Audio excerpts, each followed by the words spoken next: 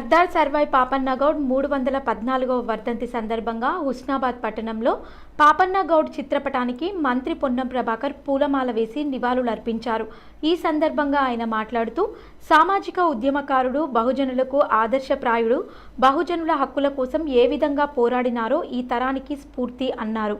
వెనుకబడిన బడుగు బలహీన వర్గాలకు ముఖ్యమంత్రి రేవంత్ రెడ్డి నాయకత్వంలో బలహీన వర్గాల మంత్రిగా కాంగ్రెస్ ప్రభుత్వంలో మేమెంతో మాకంత పేరుతో కులగణన సర్వే చేపట్టామన్నారు.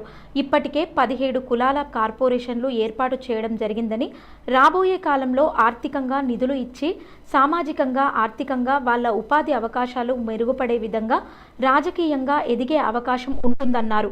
బడుగు బలహీన వర్గాల మేధావులు సహకారాలు అందించాలని విజ్ఞప్తి చేశారు. సామాజిక స్ఫూర్తిదాత ఉద్యమకారుడు అయిన సర్వాయి పాపన్న వారసులుగా ముందుకెళ్దామన్నారు.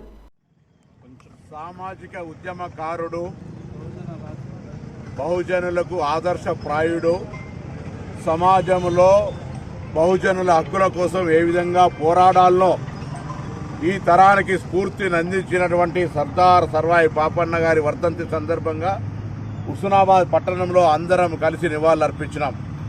ఈ సందర్భంగా సమాజంలో వెనుకబడినటువంటి బడుగు బలహీన వర్గాల అభ్యున్నతి కొరకు ఇప్పుడున్నటువంటి గౌరవ ముఖ్యమంత్రి రేవంత్ రెడ్డి గారి నాయకత్వంలో ఉన్న కాంగ్రెస్ పార్టీ బలహీన వర్గాల శాఖ మంత్రిగా ఎవరెంతో వారికెంత వాటా అనే విధంగా కుల గణన సర్వేతో పాటుగా కొత్తగా 17 కార్పొరేషన్లు ఏర్పాటు చేసి రాబోయే కాలం లోపల ఆర్థికంగా నిధులిచ్చి సామాజికంగా వాళ్ళు ఉపాధి అవకాశాలు మెరుగుపడే విధంగా సమాజంలో రాజకీయ ఆర్థిక సామాజికను పెరుగుదల కోసం ఈ ప్రభుత్వం కృషి చేస్తుంది. అందులో ఒక బలహీన వర్గాల బిడ్డగా నేను చేసే ప్రయత్నానికి సమాజంలో ఉన్నటువంటి బడుగు బలహీన వర్గాల మేధావులు అందరూ కూడా సహకారము సూచనలు ఇవ్వాల్సిందిగా ఈరోజు సర్దార్ సర్వాయి పాపన్న స్ఫూర్తితో కోరుతా ఉన్నా.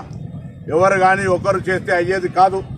అందరూ కూడా ఆనాడు కూడా సర్దార్ సర్వాయి పాపన్న దగ్గర అందరూ కలిసి ఒక ఉద్యమ పోరాట స్ఫూర్తిని ఏ విధంగా తీసుకున్నారో ఈరోజు కూడా సమాజంలో మార్పు రావాలనుకునే సందర్భంలో అందరూ కూడా ఈ యొక్క ఆలోచనతో రావాలని కోరుతూ అటువంటి సామాజిక మార్పుకు శ్రీకారం చుట్టే సందర్భంలో అందరి సహకారాన్ని కోరుతూ మరొకసారి సామాజిక స్ఫూర్తిదాత ఉద్యమకారుడు, మరి మా అందరికీ ఆదర్శనీయుడు, ఆయన మార్గాన్ని ఆచరించే విధంగా సర్దార్ సర్వాయి పాపన్న అనుచరులంగా వారసులంగా మరి అంశాన్ని ముందుకు తీసుకుపోయే సందర్భంగా వారికి మరొకసారి హృదయపూర్వకంగా నివాళులందరం అర్పిస్తా ఉన్నాం.